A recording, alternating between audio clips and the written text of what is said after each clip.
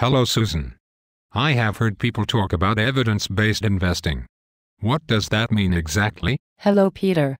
Have you ever seen House, the American TV series that introduced evidence-based medicine to the masses? Yes, in fact I have. It was interesting to learn that statisticians can play a vital role in medicine. I would have thought that when we leave it to mathematicians to choose the right treatment, patients are more likely to get killed than treated well. But joking aside, learning that there can be some vital factors that play a role in determining whether a treatment could help a patient or not is a very intriguing subject. Yes, Peter, that is exactly right. Evidence-based investing works in very similar ways. For example, in a downturn or recession, stock markets often go down. In an expansion phase, on the other hand, they are much more likely to go up. This we all know, but other observations are less obvious. But Susan, isn't that what everybody is trying to do? Yes, you are right. The importance is to find factors that give an early indication of a change in the economic regime. In the finance industry, these are called leading indicators. So what is a good example for a leading indicator? Anything that gives you an early indication of changes in the market. Surveys that test the confidence of consumers and businesses in the markets are often good leading indicators.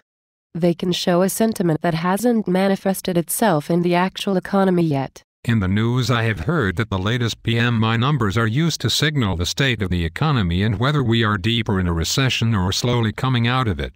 What is PMI exactly? PMI is the Purchasing Managers' Index. Investors care about this indicator as purchasing managers are often the first to know about trading conditions and therefore about company performance. A key feature of the PMI survey is that they ask only for factual information. And are there more of these early indicators? Yes, many. While none of them is perfect on its own, evidence-based investing is about finding a good combination of these factors that give you a higher probability of knowing when the market is about to turn. For example, the OECD publishes a composite leading indicator each month. The OECD? Isn't that the Organization for Economic Cooperation and Development? Yes, that is right. Their indicator is based on consumer and business sentiment, estimates of economic growth, and other macroeconomic and monetary factors. They aggregate all this information on a monthly basis in a so-called composite leading indicator which they publish for nearly 40 different countries. And can I just use the composite leading indicator for my investing? It's a good start. For example, did you know that over the last 10 years the FTSE 100 was down by more than 5% in 11 months that were classified as a downturn or slowdown for the UK? Gilts, on the other hand, are usually performing very well during a slowdown and with rates often falling to improve the economy. That is very interesting. People might not have lost as much money during the global financial crisis if they had paid more attention to this data. Yes, one would hope so. Evidence-based investing is trying to determine factors that work specifically for certain asset classes. For example, the VIX is an index that shows how risky the main U.S. stock market is perceived in the market.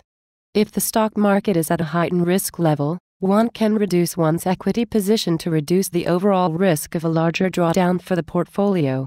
Another example, if I want to invest in corporate bonds, I need to know whether the credit quality of the bonds is likely to get better or worse. And you will try to find a set of factors for each and every asset class and with that determine in which assets you would like to invest at the moment? Yes, that is exactly right.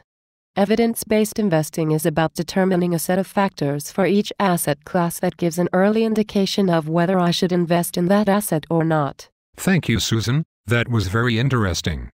I think I have a better understanding now of why you are using evidence-based investing. You are welcome, Peter.